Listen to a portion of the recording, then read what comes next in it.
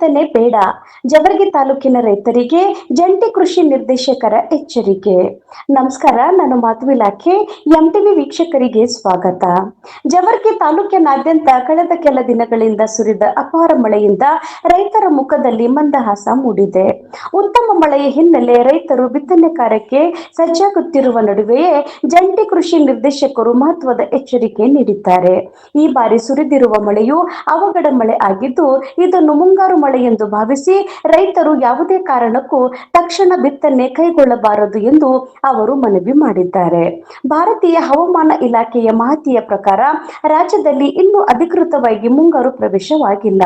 ಮುಂಗಾರು ಪ್ರವೇಶವಾದ ಬಳಿಕ ನಿರಂತರವಾಗಿ ಉತ್ತಮ ಪ್ರಮಾಣದಲ್ಲಿ ಮಳೆಯಾಗಿ ಕನಿಷ್ಠ 100 ಮಿಲಿಲೀಟರ್ ಮಳೆಯ ನಂತರ ಮಣ್ಣು ಸಂಪೂರ್ಣ ಹದವಾದ ಮೇಲೆ ಮಾತ್ರ ಬಿತ್ತನೆ ಮಾಡುವುದು ಸೂಕ್ತ ಎಂದು ತಿಳಿಸಿದ್ದಾರೆ.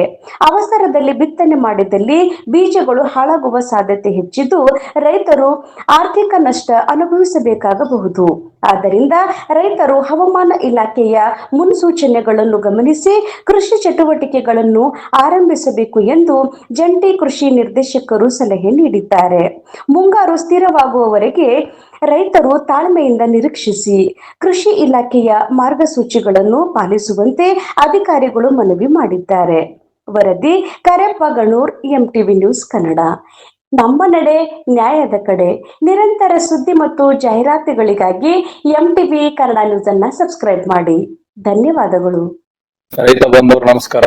ನಮ್ಮ ಕಲಬುರಗಿ ಜಿಲ್ಲೆ ಇವತ್ತು ಮೇ 25ನೇ ತಾರೀಕು 2026 ಇದೆ.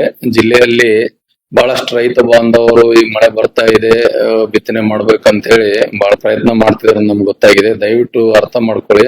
ಭಾರತೀಯ ಹವಾಮಾನ ಇಲಾಖೆ ಒಂದು ಮಾಹಿತಿ ಪ್ರಕಾರ ಇನ್ನ ನಮ್ಮ ರಾಜ್ಯದಲ್ಲಿ ಮುಂಗಾರು ಪ್ರವೇಶ ಆಗಿಲ್ಲ.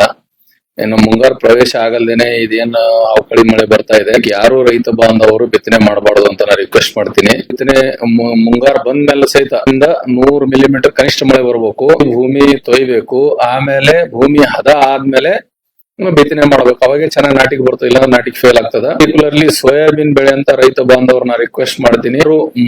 ಮಣ್ಣಿನಲ್ಲಿ ತೇವಾಂಶ ಕಡಿಮೆ ಇರ್ತದೆ, ಅವರು ಬಿತ್ತನೆ ಮಾಡಬಾರದು, ಸೋಯಾಬೀನ್ ನಾಟುದೇ ಇಲ್ಲ. ಅದಕ್ಕೆ ರೈತ ಬಾಂಧವರು ಮುಂಜಾಗ್ರತೆ ವಹಿಸ್ಬೇಕಂತ ರಿಕ್ವೆಸ್ಟ್ ಮಾಡ್ತೀನಿ. Thank you.